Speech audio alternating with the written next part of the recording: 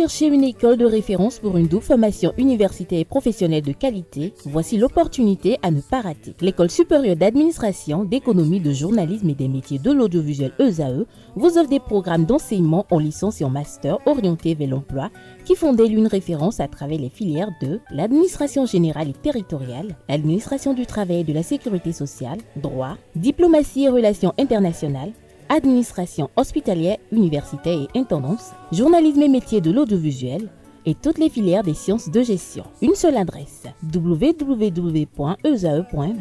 Rendez-vous dès maintenant sur nos campus ESAE Bedjromende au numéro 90 93 65 21 ou au numéro 98 98 14 00. Paracourt sur le numéro 52 46 12 12. Aboumé-Calavi au numéro 52 88 44 44. Akpaka au numéro 52 88 33 33. ESAE, l'excellence à un nom.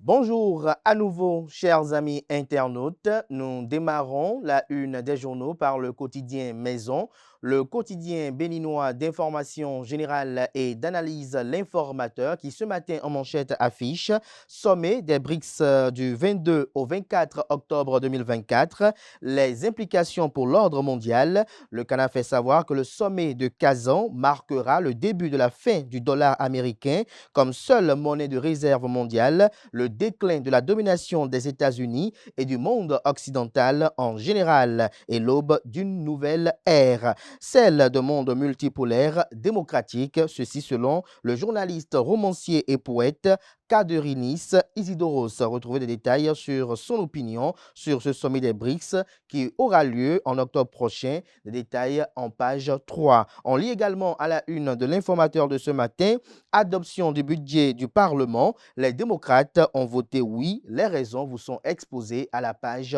4.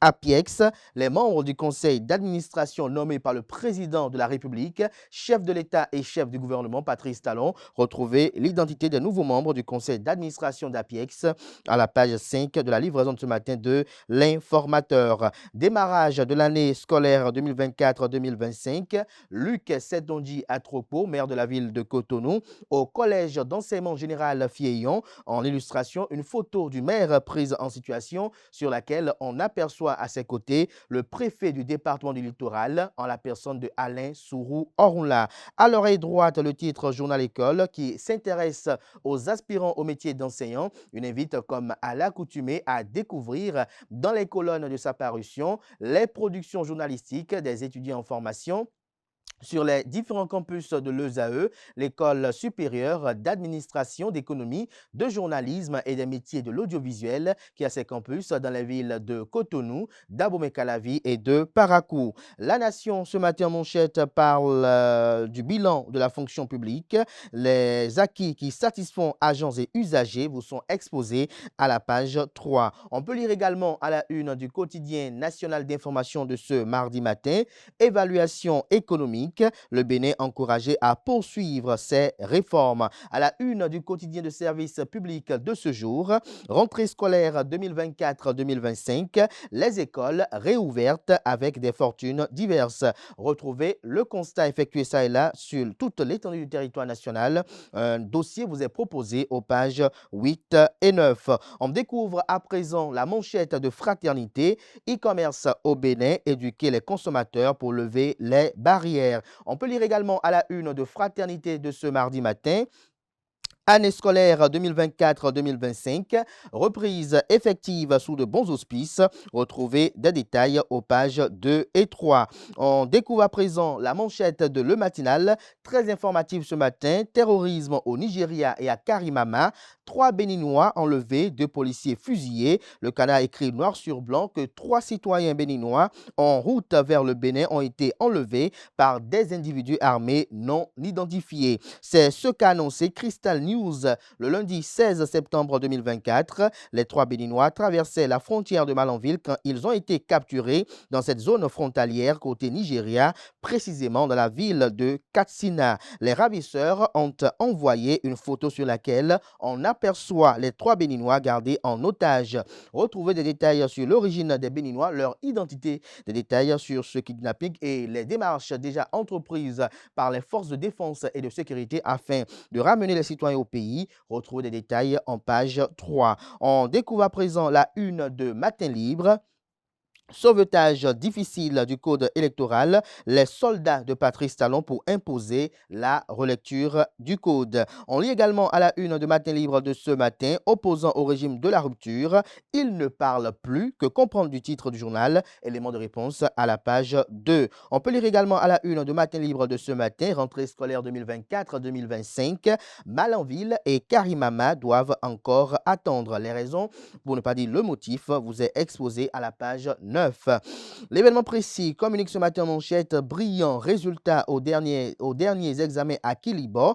Moukaïla Amadou, un véritable leader pour l'éducation dans le département des Collines, un visionnaire qui entend révolutionner l'éducation. Kilibo, premier à Ouessé et une mention très bien au bac. Retrouvez des détails sur les prouesses réalisées à la page 12. Édition 2024 de la Gani à Niki. Louis Béounou-Vlavonou, président de l'Assemblée nationale du Bénin et membre influent du parti politique Union progressiste Le Renouveau et des députés solidaires du peuple Batonou. Le bloc républicain donne un cachet spécial à la fête. Retrouvez des détails sur leur participation au pages 6 et 7. Mais sur la photo illustrative, on aperçoit aux côtés du président de l'Assemblée nationale, l'ancien président de la Cour constitutionnelle, président du parti politique Union progressiste Le Renouveau, à la personne de Joseph Fifame Diogbenou, et lui, à ses côtés, la vice-présidente de la République et vice-présidente du parti politique Union progressiste Le Renouveau, à la personne de Mariam Chabi Talata, épouse Zimé. On lit également à la une de l'événement précis de ce matin, réaction à la demande d'une nouvelle modification de la loi électorale. Il n'y aura pas relecture du code électoral selon Irénée Agossa. Retrouvez son argumentaire retranscrit dans les colonnes de la page du matin du journal. Soleil levant, quant à lui, ce matin, manchette parle de reprise effective des classes au Bénin. Une victoire pour la politique éducative de l'équipe du président Patrice Talon. L'éducation publique au Bénin n'a plus rien à envier à son homologue privé. On lit également à la une du même canard ce matin, Notre-Dame de Paris. Le pape François rassure sur son absence à la réouverture. Le pays émergent à présent, célébration de l'édition 2024 de la Gani sur fond de campagne électorale et de propagande du programme d'action du gouvernement PAG de Patrice Talon que cache la présence des ministres du gouvernement et des membres des partis politiques Union progressiste Renouveau et Bloc républicain à Niki s'interroge et se demande. Le confrère ce matin retrouvait des éléments de réponse sur cette interrogation à la page 3 de sa livraison de ce matin. Décryptage info quant à lui.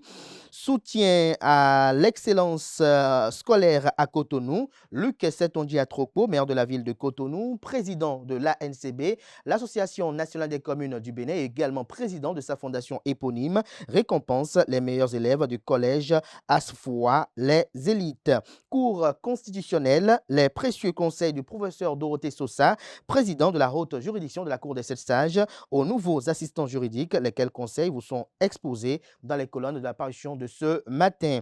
La Nouvelle Gazette en manchette, passation de charge à la tête de la GCI Djougou Action. La présidente Amida Ambaraka présente un bilan élogieux. Carnet noir, le décès du directeur de cabinet du maire de Boïcon est évoqué par la une de ce matin de la Nouvelle Gazette. On boucle la une des journaux de ce matin par le quotidien L'Emblème du jour. Présidentielle de 2026 au Bénin. Les cartes du président Patrice Talon dans le département du Plateau. Entre autres personnalités, on peut apercevoir Adrien Roumbeji, ancien président de l'Assemblée nationale et également leader de l'ex-PRD, Parti du Renouveau démocratique. Vous avez également comme photo affichée Louis Béounou-Vlavonou, président de l'Assemblée nationale, leader du parti politique Union progressiste Le Renouveau. Vous avez Sefou Fagboun, qui était le grand précurseur du parti MADEP. Retrouvez également à la une Antoine Idi Kolaolé, qui fait partie des sages du parti politique Union Progressiste Le Renouveau. Il a été également président de l'Assemblée nationale du Bénin. Vous avez l'actuel ministre de la Culture, des Arts et du Tourisme, à la personne de Jean-Michel Abimbola. Vous avez le ministre Salimane Karimou, ministre des Enseignements maternels et primaires. Vous avez également, je dis en autres, toutes les femmes politiques, notamment celles députées également au sein des conseils communaux. Vous avez Clément Koutiadé, ancien directeur de l'ONAB et également membre d'un parti politique, notamment d'opposition au président de la mouvance, autant pour moi, du parti politique Union Progressiste de Renouveau, puisqu'il a déjà rejoint l'Union Progressiste Le Renouveau. Et on peut apercevoir également sur les images affichées le maire de la commune de Pobet, Simon Ademayo Dina. Retrouver des détails sur comment il pourrait aider le président Patrice Talon à faire installer son dauphin en 2026. Retrouver des détails à la page 3. On peut lire également à la une de la même parution de ce matin de l'emblème du jour, effectivité de la rentrée scolaire 2024-2025, les messages de Joseph Fifame Djokbenou, de Claudine Afiavi Prudencio, de Fatolou et de Koumangbea Fide, éléments de réponse en page 5. Voilà l'essentiel à retenir de la présentation de quelques titres parus ce jour dans la presse locale. Les quotidiens sont disponibles dans les kiosques, également accessibles en ligne pour ceux d'entre eux disposant bien évidemment d'un site internet. Place à présent au bulletin matinal d'information et à la page des sports.